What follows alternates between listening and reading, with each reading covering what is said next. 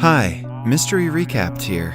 Today, I am going to explain a Chilean romantic comedy film called Ugly Me. Spoilers ahead. Watch out and take care. In the city of Santiago, Chile, lives an astonishingly beautiful woman, Amanda. She works for an architectural firm and is very good at her job. One afternoon, Amanda calls her boyfriend, Pablo. She wants to go to her friend Fernanda's birthday party together with him. What Amanda doesn't know is that her boyfriend is in Fernanda's bedroom, cosplaying as a kitten. As the two talk over the phone, Fernanda distracts Pablo, making him hang up in a hurry. Seconds later, they accidentally call Amanda again, and she hears them moaning and meowing. It doesn't take her long before barging into Fernanda's house with a shotgun. Upon realizing that they have been caught, Pablo says that he was kidnapped, but Amanda isn't naive enough to believe him. She shoots him in the crotch, ensuring that he never cheats on anyone else again. In the following scene, Amanda is with a psychiatrist discussing anger management. She doesn't show any regret about what she did. In fact, she is confident that she would do it again if she were in such a situation. The psychiatrist reveals that any person with her level of anger issues must be confined. The information changes Amanda's opinion on everything, and she suddenly feels very sorry for what she did. She is let go after she makes the doctor believe nothing of such sort is going to happen again. The case has made it to the police and hence to Amanda's job. She explains to her boss that she was betrayed by two people she loved the most. He contemplates her position in the company and decides to fire her in the end. Amanda no longer wants to live in Santiago. She packs her bags and moves to the city of Valparaiso. Her brother has an empty house that she can stay in for the next 6 months. She is also confident that she will get a decent job in the city. The only thing Amanda is worried about is being pursued by men. She doesn't want to date or fall in love with anyone after what happened the last time. However, an attractive young lady like her is never left alone. She goes to the church to calm down and makes friends with the pastor after telling him of all her problems. He also has no immediate family members and lives on his own.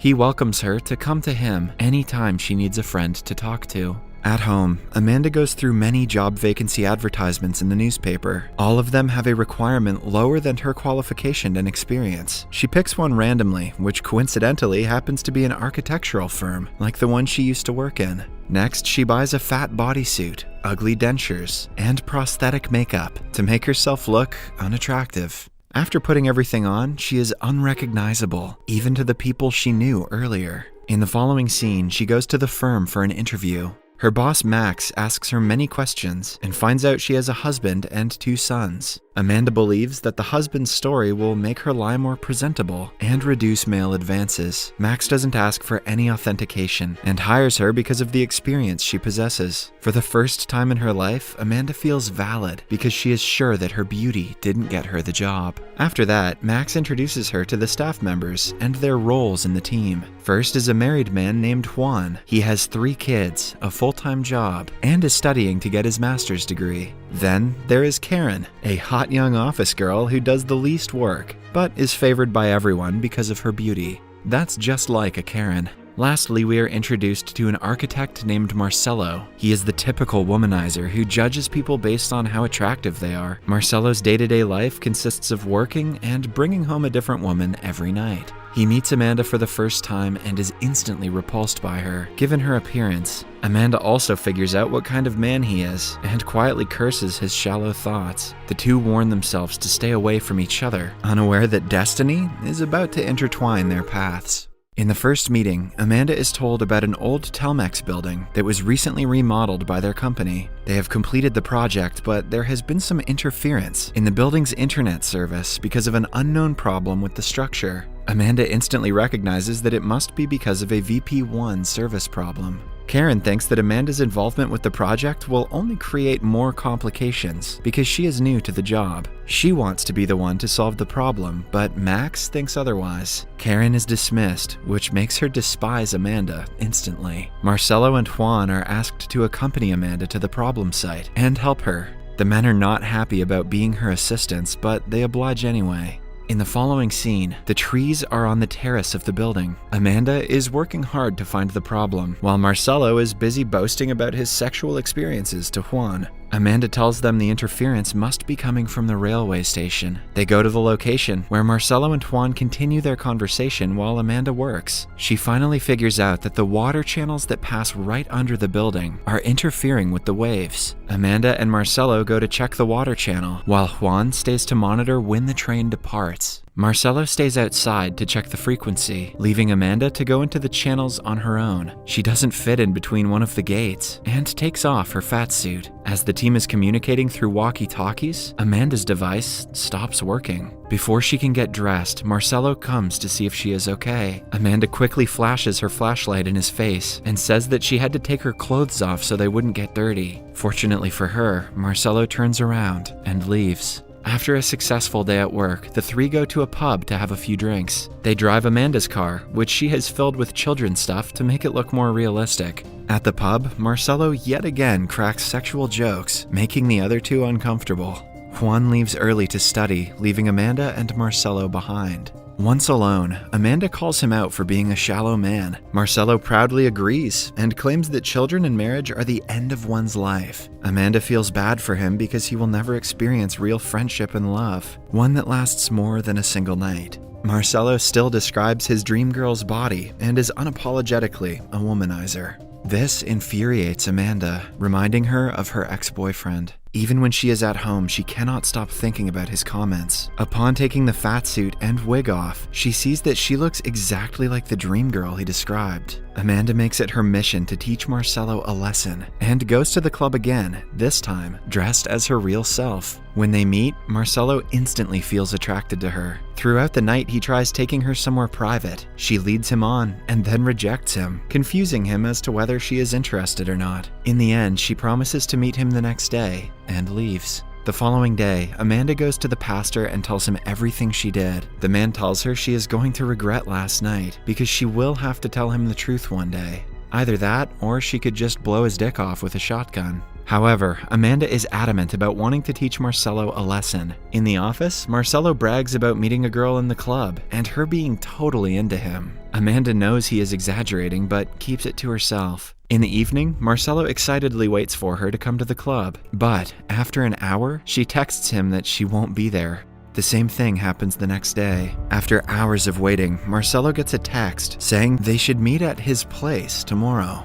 At work, he brags to Amanda about the new girl who is so into him that she is coming to his home at night. Amanda smiles and listens to his stories, knowing very well that he is lying. Marcelo buys takeout and puts it on plates to pretend that he made it for his date. She soon arrives and starts flirting with him. After eating and talking for a while, things get steamy. Marcelo is kissing her arm when she stops him and says that she is going to be late. After she leaves, he is left confused because no woman has ever treated him this way. He pours his frustrations onto Amanda at work. By now, he has started to see her as an actual friend, something he couldn't do with any other woman in his entire life. Meanwhile, Karen is burning in jealousy because she has a crush on Marcelo. She spies on the duo all the time to understand what they are talking about. Later that day, she asks Amanda about her children. This makes Amanda realize that if she doesn't show her children to the people, they will probably start suspecting her. Hence, she asks the pastor to arrange for 2 little boys to come on a playdate with her.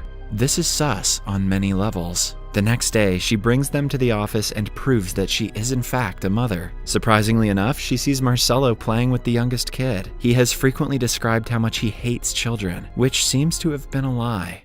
At night, Amanda goes to his house for a second date. Something about Marcelo is different this time. He puts more effort into getting to know her rather than flirting. Eventually, they go to his bed and start making out. Things get heated pretty soon, but they come down in an instant when Marcelo doesn't get an erection. In the following scene, Marcelo is telling Amanda everything that happened. She suggests he put more effort to impress the new girl, like actually cooking for her instead of ordering takeout. They then go to his house and cook together. This is the first time Marcelo has had a female friend come to his house, and he feels amazing about it. After eating, they go to the terrace and talk for a long time. Amanda declares that Marcelo is just afraid of commitment and promises that he will find love one day. Suddenly, he leans in and kisses her. He apologizes right after, but they cannot deny the sparks they feel in their hearts. In the following scene, Marcelo is with Max talking about his love life. Max asks him to close his eyes and think of a woman. Marcelo doesn't say who he saw, but knows that the girl is the love of his life. Later that day, Amanda comes to his house for the third date. To her surprise, Marcelo says that he is in love with her. Amanda knows he is lying and is sad that he is still the same person after everything they talked about. She makes him wear women's clothes and cuffs his hands to the bed frame, but in contrast to what he had expected, she brings out a knife and cuts his stomach. A few hours later, the police arrive at the scene and let Marcelo free. They realize that the blood is fake and the woman just wanted to scare Marcelo. The news makes it to the television, and Marcelo is humiliated.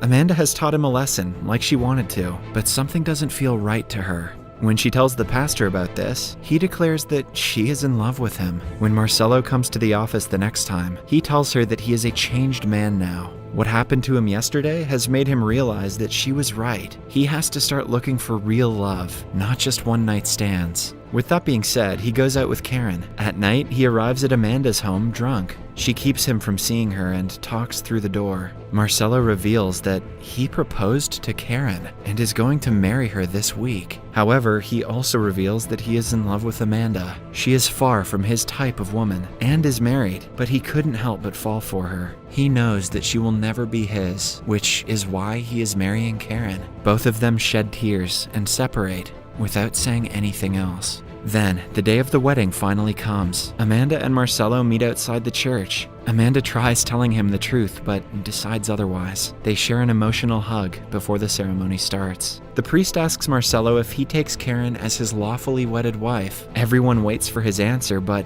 it never comes. Suddenly, Amanda sneezes, and the fake dentures fall out of her mouth. Marcelo takes her wig off, finally realizing the truth. The scene then cuts to a few years later. Amanda and Marcelo are married with 3 children and a 4th one on the way. They live a happy life with their family. If this movie taught me anything, it's that misogynists and psychopaths always finish first. Subscribe for more videos like this, turn on notifications, and leave a like to help the channel out. Thank you for watching.